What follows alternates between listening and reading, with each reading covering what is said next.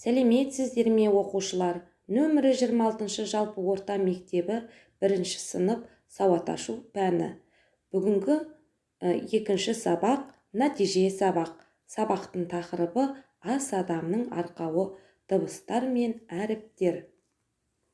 Оқу мақсаттары: тыңдалған материал бойынша өз пікірін айту, берілген тақырыпқа әңгіме құрап айту.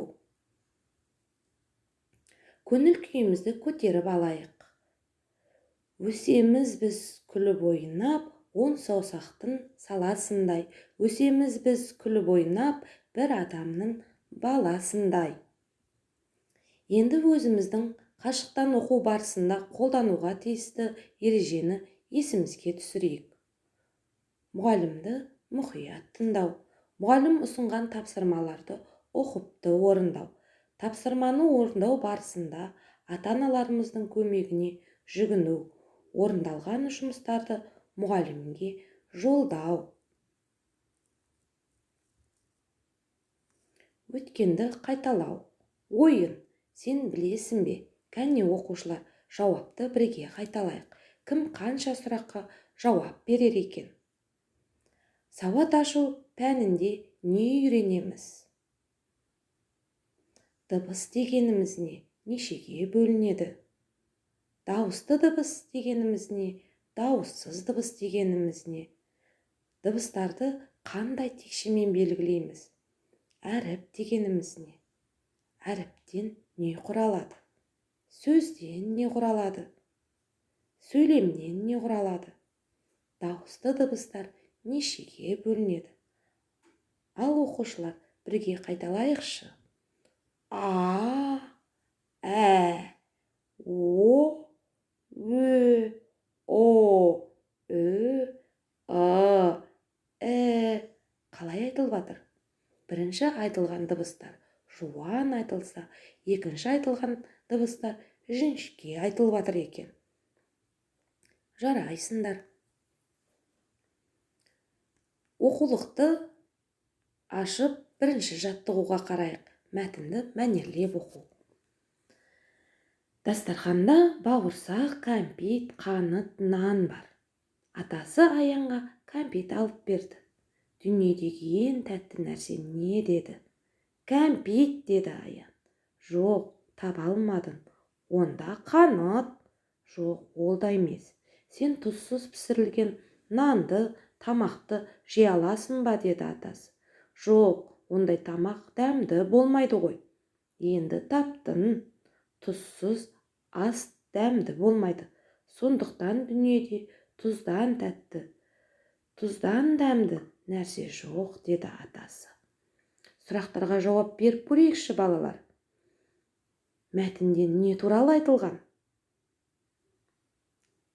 Аян атасының жұмбақтаған нәрсесін тапты ма?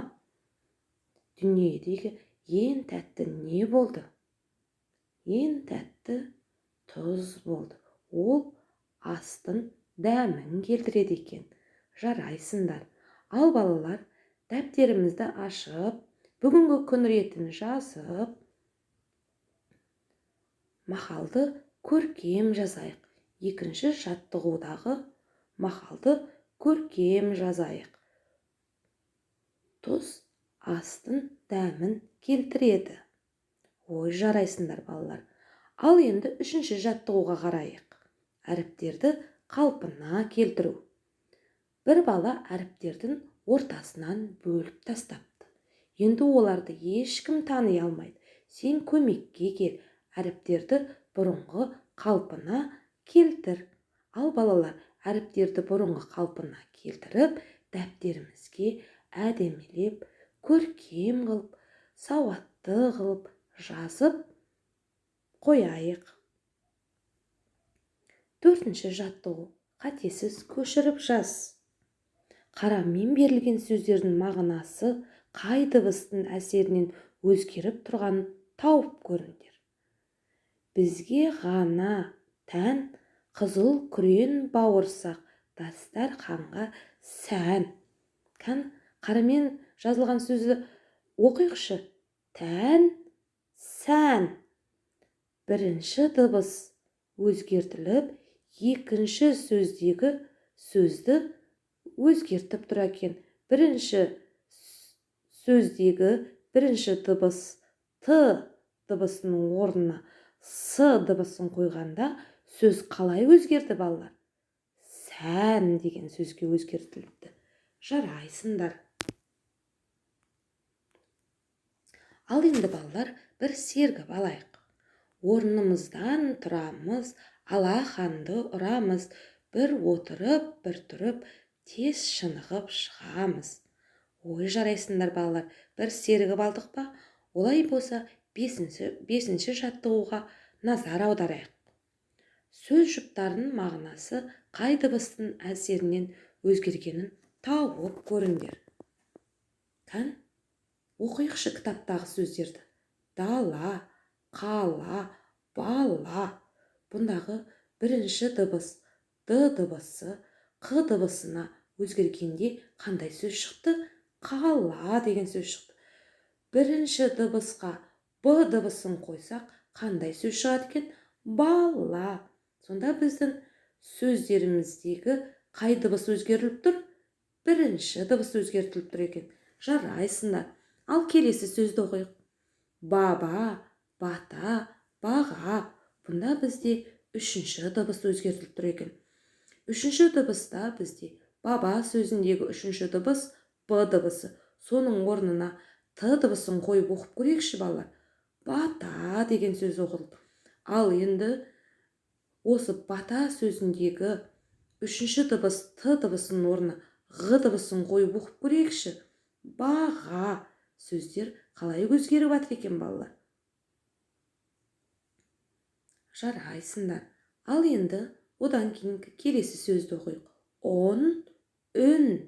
Бұндағы бірінші дыбыс о дыбысының орнына ö дыбысын қойғанда сөз қалай өзгерді? Үн болып өзгеріпті. Ал енді келесі сөзді оқиық. Тор, төр.